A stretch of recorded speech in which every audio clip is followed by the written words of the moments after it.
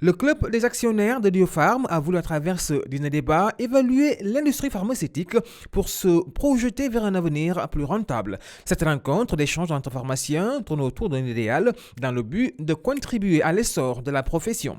L'importance de ce dîner débat, c'est que nous avons eu à traiter quand même une question d'actualité qui est l'industrialisation de notre pays, mais surtout dans le domaine pharmaceutique.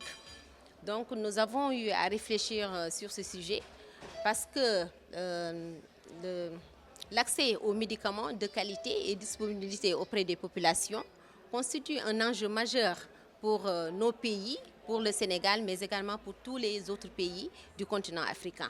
Il est aujourd'hui question donc, de l'industrialisation et la mise en avant du secteur de l'industrie pharmaceutique. Donc, pour pouvoir vraiment contribuer à l'émergence du Sénégal.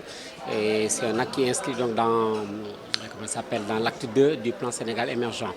Donc aujourd'hui, c'est un élément très très important pour nous, ministère de la Santé, que de voir ces différents acteurs, donc des professions libérales entre autres, vraiment se joindre les mains, les efforts pour arriver à hisser un peu notre tissu industriel. Je pense que c'est vraiment la bienvenue en ce moment. Il s'agit donc de mettre à nu les goulots d'étranglement, par exemple comment écouler les produits face aux médicaments importés, comment accéder à la commande publique, bref, quelle politique de développement économique mettre en place pour développer les marchés pharmaceutiques. Il y a des pharmacies qui sont en difficulté parce que comme la répartition, elle est là, mais il y en a beaucoup, ce n'est plus comme avant. Donc il y a la prolifération des officines. Il y a comme je l'ai dit tantôt également, la bourse des populations qui est restée toujours faible.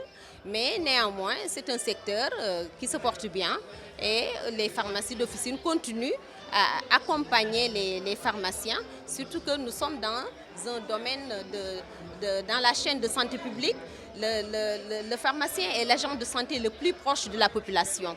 Donc nous les accompagnons dans la délivrance des médicaments, mais également dans le conseil et l'accompagnement dans surtout certaines maladies dites chroniques.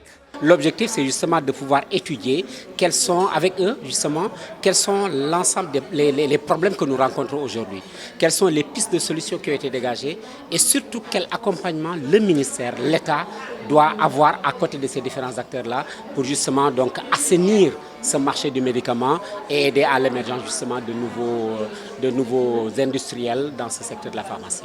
Certes, le marché africain de la pharmacie est en pleine expansion, seulement le constat reste amer. Le business reste encore entre les mains des multinationales. Il faut donc multiplier les efforts pour que l'Afrique noire francophone arrive à égaler certains pays africains anglophones comme le Nigeria et le Ghana en termes de production locale. Et malheureusement, les 95% des médicaments que les populations consomment nous viennent de l'industrie étrangère. Donc, c'est des importations étrangères et la production locale ne représente que 5%. Donc, aujourd'hui, il urge pour nos États de pouvoir mettre à la disposition des populations des produits, des médicaments qui soient de qualité, mais également qui soient de prix accessibles pour pouvoir assurer une bonne politique de soins et de santé. On voit le niveau très faible aujourd'hui de la contribution locale dans cette industrie pharmaceutique. Parce qu'aujourd'hui, on parle de plus de 80% de nos produits qui sont encore importés. Et que pour que demain, qu'on puisse rattraper ce gap, voire inverser la tendance, il faut forcément des incitations d'abord à l'investissement, et ça ne peut venir que des pouvoirs publics, mais également aussi la création d'un environnement, d'une réglementation qui va encourager l'ensemble de ces acteurs à pouvoir intervenir de façon assez pérenne.